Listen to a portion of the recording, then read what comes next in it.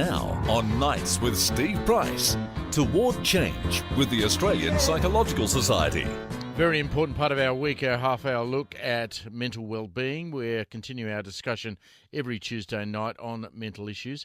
A little later this half-hour, I'll be joined by a very, very important link in government relations, particularly with our Indigenous population. Gerry Georgatos is the head of the federal government's Indigenous Critical Response Team.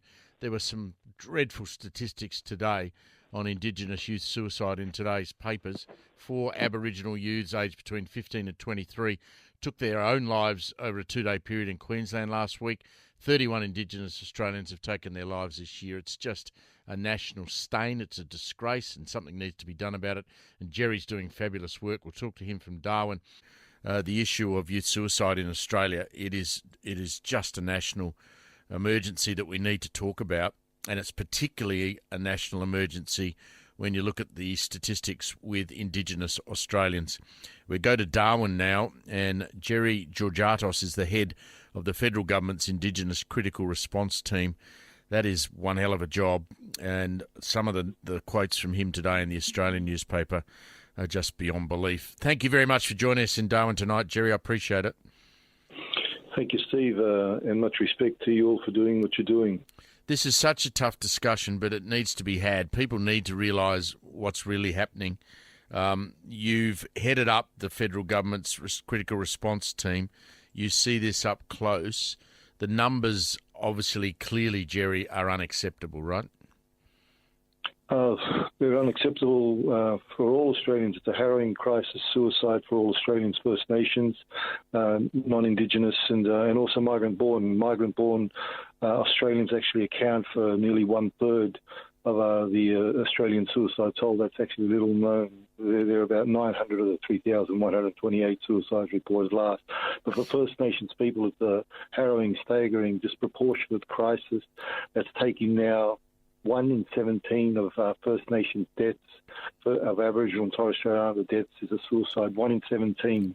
Contextualise that to the Australian suicide toll, 1 in 50 Australian deaths is a suicide. That's harrowing in itself, but it's staggering that 1 in 17 is a suicide of First Nations. And the increasing trend now is sadly, tragically, abominably, that children are accounting. Yeah, I mean, we've seen already in this year, so far in 2019, 31 Indigenous Australians have taken their lives. We had 4 Aboriginal youths aged between 15 and 23 in Queensland alone over a 2-day period last week. You look at the broader numbers. In 2017, official figures, and, you know, are they completely accurate, showing 165 Aboriginal and Torres Strait Islanders killed themselves, and in most recent tragedies involved 15-year-old girl and a 23-year-old woman, increasing the number of females, Gerry. Yep, it's levelling out, sadly, to half and half. In last year, I've estimated that 180 have taken their lives, and disproportionately 1/3 of youth, 18 years and less, and it's dramatic. But women now and girls account for nearly half of this year's toll, which actually, as we go to air, is actually 33 now. So it's up from the 31 reported in the Australian, and it's 33, sadly. But historically, it used to be 9-1, male to female. Then in recent years, it became 25%, a quarter females. And now it appears it's sadly, tragically levelling out to half and half. You're at the sharp end of all of this. Is there any explanation as to why? It's been argued that suicide is complex and multi-layered. It is multi-layered. There's an arc of issues, pronounced negative behaviours. But for First Nations people, let's understand it in terms of the disparity. It's the suicide toll is 2.5 times that for First Nations people to the rest of the Australian population, 2.5 times that. The poverty rates in terms of living below the poverty line, 14% of Australians live below the Henderson poverty line, 40% of First Nations people live below the poverty line, and also 20% of First Nations people live in close proximity to the poverty line. But that 40% and 14% is similarly so a 2.5 differential as the suicide rate. So the disparity is actually of poverty, and it's of a crushing poverty. So to bring it to parity, we need to actually bring the poverty rate to parity between First Nations people and Australians, and then we'll at least bring to parity the suicide rates of First Nations people to Australians. There's a crushing poverty that's unique, not fundamental to all Australians, but unique to First Nations people in remote living circumstances, and also in public housing rentals in the urban masses, where the next poorest Australians actually live in public housing rentals. And public housing rentals only account for 4% of Australian households, but poverty is what needs to be addressed. The narrative is poverty. 8 out of 10 children in the remote First Nations will not complete year 12. So what hope on the horizon for them? And that leaves a lot of displaced anger, disorder, thinking, suicidal ideation as they try to navigate their two cultural settings out of their own and that of the mainstream. But also in the urban masses, 9 out of 10 suicides of First Nations people occur in public housing rentals, and they're predominantly single-parent families struggling under an accumulation of life stresses. So we've got to address the poverty. We've got to support people, lifting them out of poverty, predominantly through the most powerful protective factor, education. Explain to me, Gerry, what your definition of crushing poverty. This is, we're talking to a national radio audience tonight. We're on 56 stations. Many of those little stations are in regional Australia, but we're on in every big capital city in the country. Explain to me what crushing poverty actually looks like. Crushing poverty in the remote, where 70,000, 80,000 First Nations people live, 40,000 who are children, and means living in infrastructure-starved communities. There's 1,200 First Nations communities around the continent, and I've been to about 600 of them. The majority of them don't even have a swimming pool. The majority of them have very little recreation. The majority of them have very little access to hope and opportunity to employment. But do they have clean running water? Do they have a roof over their head? Are they getting fed properly? These are shantytown existences, the majority of them.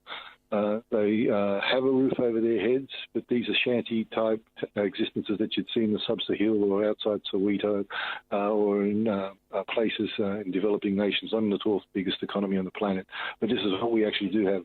So a lot of communities don't have quality water, but the big one is that they don't have secondary schools. So they've got primary schools, the majority of them. They're supposed to board, and there's only 5,700 boarding places in Australia, and for First Nations students, and half of them actually come from the large regional towns, not from the remote. So 8 out of 10 children in the remote will never complete school, will never have the opportunity to complete school. And when I say 5,700 boarding places, let's understand that there are 40,000 children in the remote.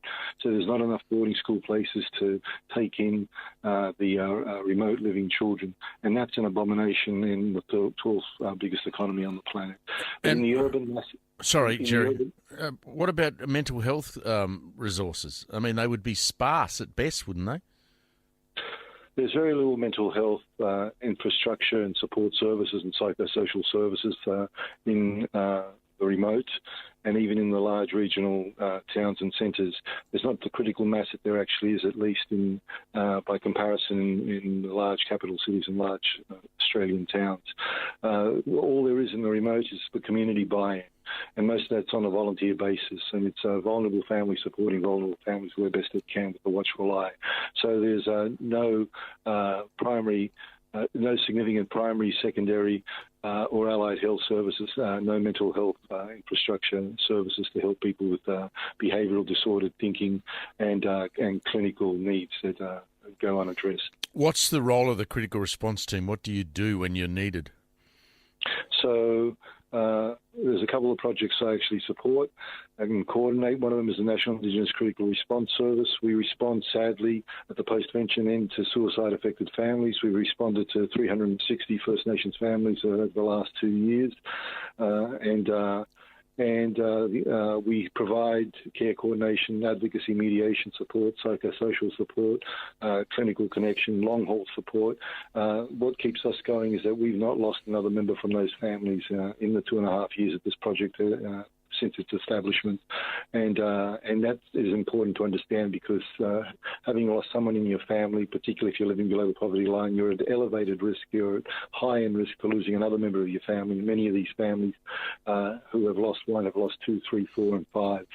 And we have not lost anyone since. So that may not always be the way, but that's what keeps us going for now. The other project I lead is a national child sexual abuse trauma recovery project, and it must be said that 1/3 of youth suicides have come allegedly alongside child sexual abuse. It's a narrative through the ages, polycultural the world over. It's historical and continuing, and we can't leave young and older behind with silences about child sexual abuse to pronounce negative behaviour of those who do live in poverty, and that's evident right throughout the world.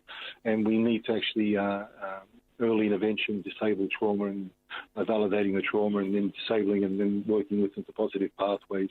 And there are scores of young children at this time that we're working with and older individuals who are now youth who have suicidally ideated or have attempted suicide and who need that trauma recovery, and we need more of that.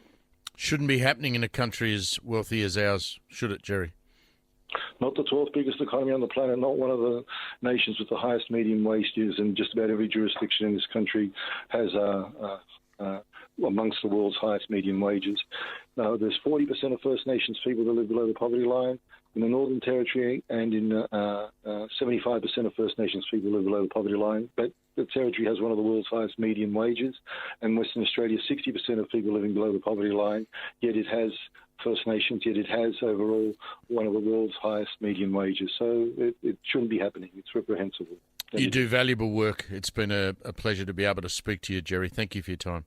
Much respect, Steve. Much respect.